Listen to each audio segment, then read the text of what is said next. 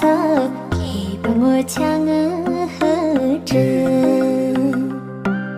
xin người trả đi lũ khứ